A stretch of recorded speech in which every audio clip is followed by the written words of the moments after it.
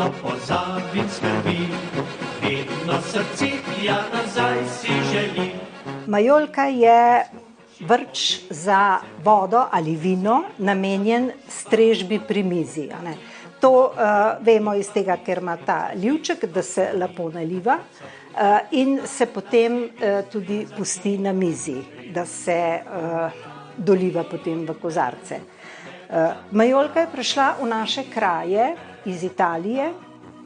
Prvi jo je začel na Slovenskem izdelovati Rudolf Schnabel, ki je od očeta prevzel to delavnico. Sicer je bila pa delavnica ustanovljena 1855, ustanovil jo je gospod Konšek, ki je bil prepoznal potrebo po takih izdelkih v Sloveniji. Do takrat se je namreč vse to uvažalo. Uvažal se je pa tudi porcelan. Porcelan je bil drag in si ga ljudje niso mogli privoščiti. Majolika je bila pa narejena iz beloprstene keramike, je bila veliko cenejša, ima pa eno prednost pred porcelanom, ker se žge na manj stopinj, je v tem rangu stopinj veliko več barv in jo je možno lepo okrasiti. Majolika povsod drugod pomeni tehniko, tako kot fajansa. Samo v Sloveniji se je ta ime tehnike prenesel v bistvu na to obliko. In ta oblika, ki ima nogo, in ta oblika, če je recimo brez noge, ki mu mi rečemo bokal, temu povsod po Sloveniji rečejo majolka. No, in značilnost kamniške majolike je, da se je uveljavil poseben način slikanja. Potem v bistvu oblika ni zaščitena, slikarija pa je tista, ki je značilna. Ta slikarija je bila v bistvu uvedena tam okrog leta 1957, ko je se v tovarni, ker so pač delavnico leta 1948 nacionalizirali. Leta 1957 pa se je v tej delavnici zaposlila gospa Marica Vtičar, in je razvila to poslikavo majolike do teh današnjih oblik. Z njo je sodeloval tudi profesor Božo Račič, zbiralec ljudskega blaga, in je prinesel v oddelek grbe slovenske in tako so začeli risati slovenske grbe na pročelje.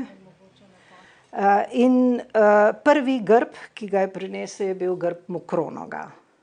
Ko sem se jaz okrog leta 1975 zaposlila, tukaj smo že delali vse grbe Slovenije, slovenskih občin, takrat je bilo občin 61. Delali smo tudi za vso Jugoslavijo, za turistična mesta. No, potem po osamosvojitvi se je pa to skrčilo. In leta 2008 se je ta izdelava v tovarni zaprla. Leta 2014 nas je pa nekaj keramičnih entuziastov ustanovilo društvo, kulturno-umetniško društvo Hiša keramike, zakaj pa ne majolka, kjer smo si zadali za cilj izdelovati majoliko, to našo kulturno-etnološko dediščino, zraven pa naši člani delajo tudi še vse ostalo, kar vidite v tej trgovini. Značilnost kamniške majolike je, da je na sredini grb narejen, potem je okrog okvir, ki naj bi s temi barvami ponazarjal, da je to zlato, in potem je še zaključek, stiliziran pav ali pa vzorec v modrem, ki mu rečemo barok. Tako da to je značilno. Oblika sama, tako kot sem že rekla, ni zaščitena. Če pa vidite to kombinacijo rumene, rjave, modre, je to 100% iz Kamnika. Majolka se je izdelovala še v Šiku. Šik je bil nadaljevanje Karlovškove delavnice oziroma Dekorja v Ljubljani. Zdaj so se tam seveda tudi razmere spremenile, ljudje so se upokojili in se majolike tam ne izdelujejo več. Barvo gline se določi po prvem žganju. Izdelku po prvem žganju rečemo biskvit in barva biskvita je bila v Kamniku vedno bela. če je kje kakšen odkrušek ali kje, pa da se od spodaj vidi, da je bila rdeča glina, to ni kamniško. Za izdelavo majolik nažalost ni velikega zanimanja, ker se od izdelave tega predmeta ne da preživeti. Do izdelka majolke pridemo tako, da to osnovno obliko vlijemo v model. Masa je približno gostote mase za palačinke, vlijemo in potem čakamo približno 20 minut, da se na modelu naredi primerno debela skorjica, odvečno maso vlijemo. Naslednja stopnja je, da ta odlitek oziroma to obliko iz modela vzamemo ven, odrežemo zaščitni rob in oblikujemo livček.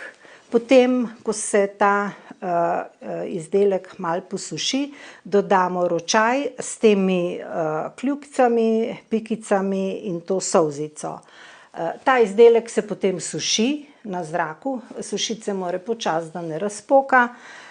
Potem ga še očistimo, v bistvu, da ga čim bolj zgladimo in damo prvič v peč. Enkrat pečenemu izdelku se reče biskvit, na ta biskvit pa potem rišemo. Rišemo s kovinskimi oksidi, to so barve, ki prenesejo to temperaturo, žgemo na 1020 stopinj. Tudi glazura je usklajena z barvo in s črepinjo in potem, ko majolko poslikamo, jo poglaziramo in še enkrat odžgemo. S tem, ko jo odžgemo, glazura so v bistvu zmlete steklovine, ki so pripravljene na to temperaturo, se ta glazura postekleni, zlije s podlago in s tem fiksira barvo na črepinjo. Spodaj je samo en majhen del, ki ga očistimo glazure, zato da pač lahko izdelke dobimo iz peči, da se ne zlepijo, in je potem to gotov izdelek. Jaz bi poudarila, da letos mineva že 170 let od začetka kamniške keramike in mi smo imeli priložnostno razstavo na občini Kamnik, kjer smo predstavili na kratko zgodovine, kdo vse je recimo tudi od umetnikov sodeloval pri nas in izdelke naših članov. Jaz sem pa pred leti napisala tudi knjigo, ki sem ji dala naslov Poezija Čopiča. V tej knjigi sem zajela vse svoje znanje, ki sem ga nabirala skozi, da rečem, skoraj 50-letno ukvarjanje s keramiko in so noter napisani vsi postopki, kako pridemo do majolike oziroma podobnega izdelka in kako jo okrasimo s temi tradicionalnimi elementi. V bistvu je napisana tako, da je lahko tudi učbenik. Vsa keramika na Slovenskem je bila precej podcenjena in ni bilo nikjer nobenih pomembnih pisnih virov. To pa se je, mislim, da spremenilo leta 2022 ali 2020, ko je bila pa velika razstava o slovenski majoliki v Narodnem muzeju. To je bilo sicer v času korone, kar je meni zelo žal, ker je bilo takrat, so bile vse sorte omejitve, ampak takrat je ta slovenska oziroma kamniška majolika dobila svoje mesto v zgodovini in potrditev, da je to kulturno blago, da je to etnološka zadeva, ki se jo splača ohranjati. Prihodnost izdelave majolike kot etnološkega izdelka je zelo negotova. Delo je precej zahtevno, veliko časa traja, da obvladaš to delo, posebej slikarija je zahtevna in zato se tudi zelo malo mladih odloča za to delo. Jaz mislim, da zdaj v trenutnem stanju s tem delom ne moreš preživeti.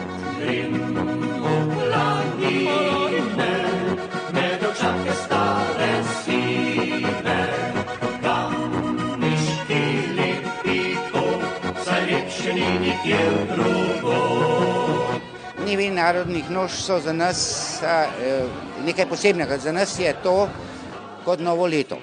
Ker mi ne štejemo od 31. decembra, ampak štejemo vedno od noš do noš. Sprašujete me o pomenu te prireditve v Kamniku, o njenih različnih razsežnostih.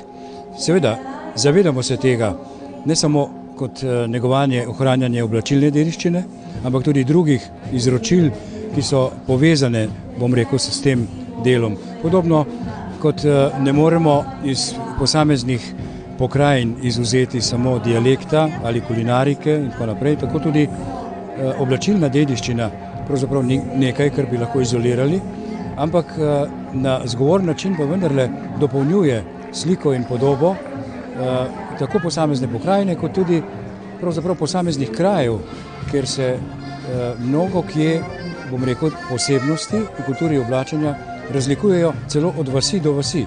Prav kamniška prireditev pravzaprav ponuja en lep pogled na to, bi rekel, kaj vse sestavlja in kaj vse je vplivalo na raznoliko oblačilno dediščino.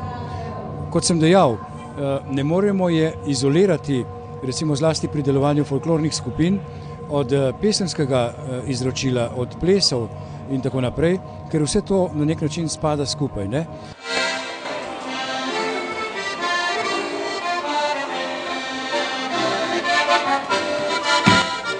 Nagajiv ples je pa to, ko Miha zašliš musko in začne plesati, ne? In potem vzame dve ženske z iste skupine, ki so tam na kupu zbrani ti plesalci, in jih takoj začne plesati. Pa mu ne gre, pa mu še muzikontar malo nagaja, ne? Toliko, da je treba muzikontarju mačkanarja nesti, da bo pravilno zaigral, koliko je treba, a ne?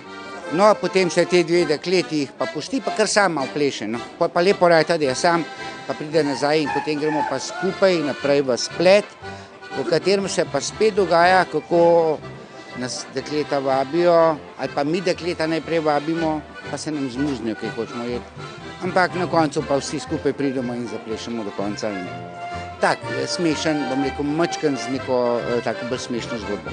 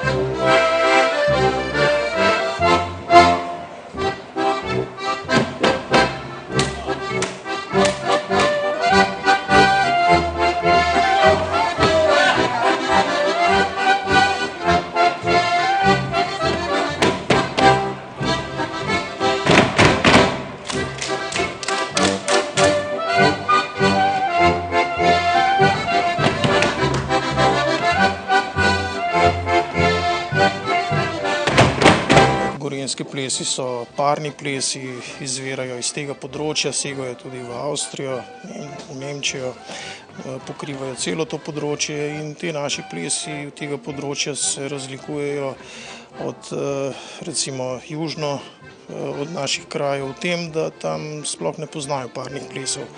Ti parni plesi so prav značilnost tega našega področja in v bistvu na ta način tudi mi potem prenašamo to kulturo, to našo poslanstvo naslednjim generacijam skozi te naše uprizoritve. včasih kot mulj sem pasel v kraju v Plenini.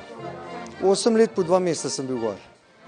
To smo pa ženskam, ki so bile pa, smo jim vrata dol zavezali, pa smo šli pa mulj, ki se bil, se hit po streho splezal pa raufang za mašu šisar nekam. Pa se je pa not začel kaditi, tu pa ven ni mohla. Pa smo pa kaj odprli, zunaj smo pa pomije naložili, ki je od prvak so se vrata ven odpirali, pa je pomije pred prh zlival. Folklorna skupina Kamnik že obstaja, gremo že proti 60 letom. Začelo se je pa s folklorno skupino Kamniška Bistrica. Ta skupina je začela to tradicijo te folklorne skupine. Članov je okrog 40, zdaj ne vem točne številke, ampak če se vsi dobimo, nas je kar 17 parov. Ne? Poleg teh starejših članov, ki so bili še prejšnje folklorne skupine, ampak te niso stari, smo se pomladili, pridejo novi člani, mlajši je, boljši, seveda bi radi bili 40 let stari, ampak pač to ne gre.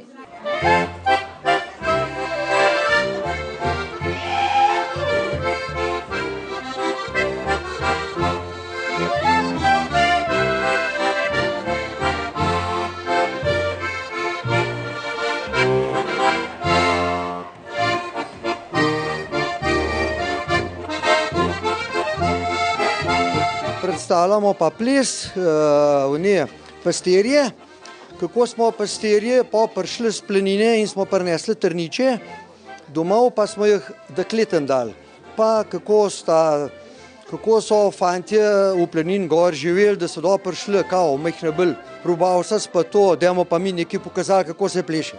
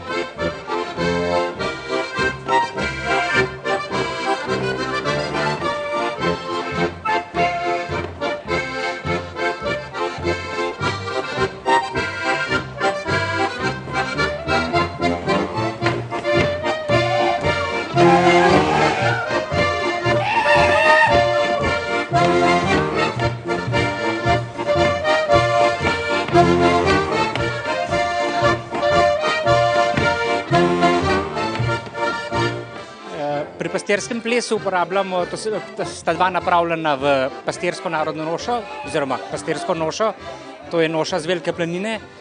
Glavni sestavni deli so te cokle lesene in pa pvajš. To je pelerina, narejena z lipovega ličja, ki je pač varovala pastirja pred, če bi dež. Cokle pa to izdelujem jaz. Cokle so narejene z lipovega lesa, pa če žagano je ta spoden del, potem se pa krivi, to je lahko javor, lahko je lipa, to so pa leskove vitre, spledene in potem pač nastane takle cokel. Za ta pvajš je pa treba takrat, ko se lipa maj, to se pravi, ko je mrževna, spomlad, se lipo ulupi, ta lubija zvije in potem je recimo 2-3 mesece namočen v vodi in potem se puli, se reče, to se spodnji del lubija se potem gre na take trakove. Jaz sem v gor, ko sem pasul, jaz sem v bika navajenega, da sem pri teku sem odzad, sem skočil na njega, sem rekel, brine, pa je grava, pa sem ga jahal. Brez problema, je bil čisto smeren. Jaz pa pojdem na Gorinsko, jaz pa pojdem na Gorinsko.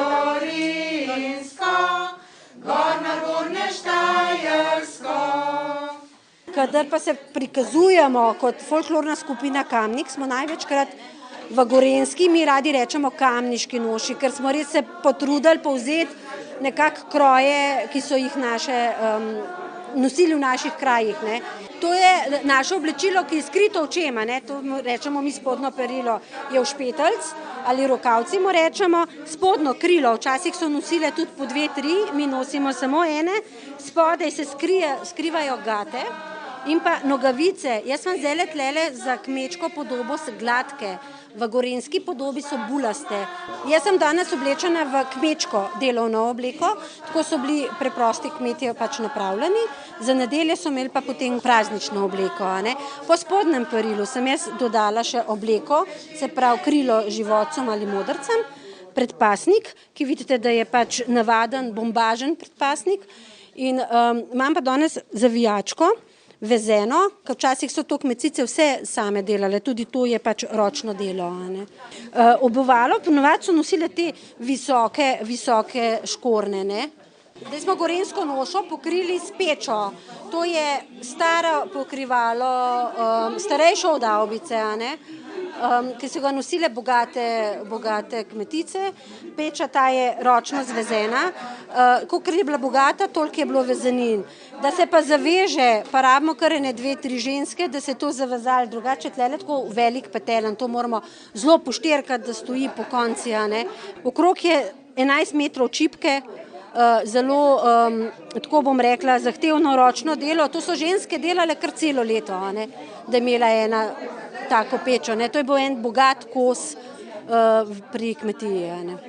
Imamo tudi moškega, v preprosto kmečko nošo, se pravi začneva s klobukom, telovnikom, irharce in visoke škorne. V bistvu so zelo hitro oblečeni. Tako. Ona je oblečena v gorenjsko, bom rekla, v nošo, ki so jo nosili premožnejši, oziroma namenjena bolj, bom rekla, praznično cerkvi in tako naprej so se oblekli bolj praznično. To je delano svilo, imamo židan, svilen predpasnik, sklepanec, ki so ga nosile ženske, ponavadi je bil gor ključ, svilena ruta za okras in zavijačko. Zavijačka, ta je brokatna. So nosile ponavadi ledik dekleta. Ko se je poročila, smo pa rekli, da pridejo pod avbo. Janez je oblečen v gorenjsko nošo z dodatki, bom rekla, note Kamnika. Ima oblečen klobuk, svileno ruto, telovnik. Okrog tega telovnika, bom rekla, je vzet vzorec res iz knjige po starih, to smo dali sami izvesti in teh telovnikov je po moje malo, par, kar jih imamo mi. Irharce, hlače, srajca. To je nekako oblačilo moškega gorenca, praznično oblečenega gorenca. Klobuk in za klobukom nosi nagelj.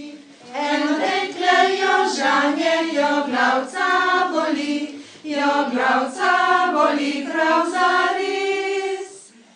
Ki je bila pa suša, bom še kupil, ki je pa suša, smo pa vodo nosili, joj, toliko daleč, bom rekel, skoraj z druge planine.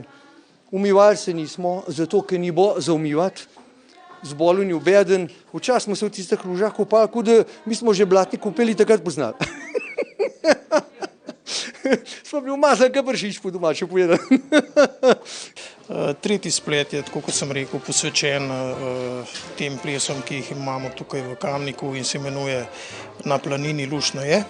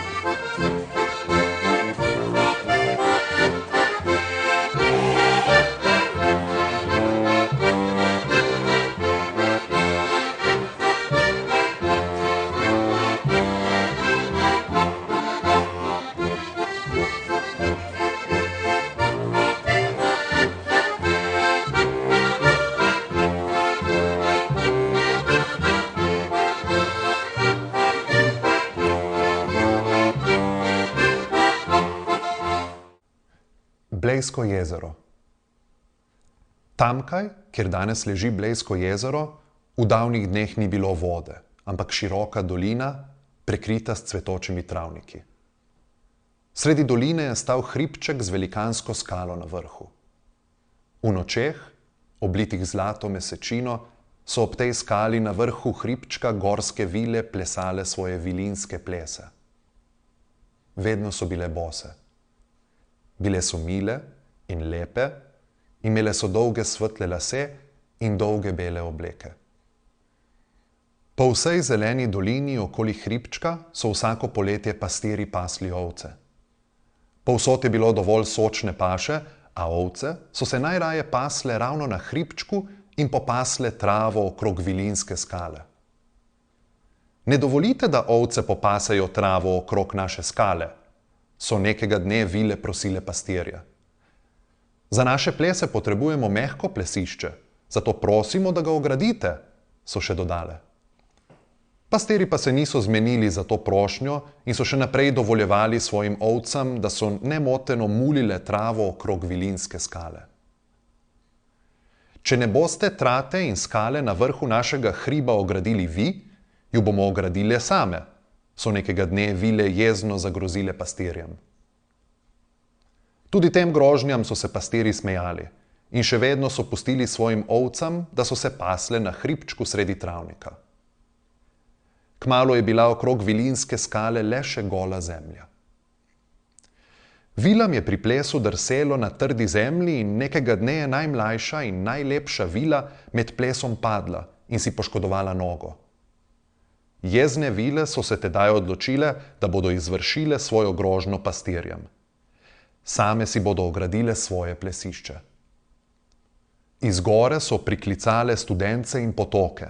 Voda je hrumeč pridrla s planin in drla toliko časa, dokler ni prekrila zelene doline in ogradila vilinskega hribčka z mokro ograjo. Vsi pašniki neubogljivih pastirjev so ostali globoko pod vodo. Le vilinski hribček skalo je kot otok molel iz jezera. Na tem otoku so vile poslej vsako mesečno noč nemoteno plesale svoje plese. Med očake stare sive, kamniški lepi pot, saj lepše nikjer drugod.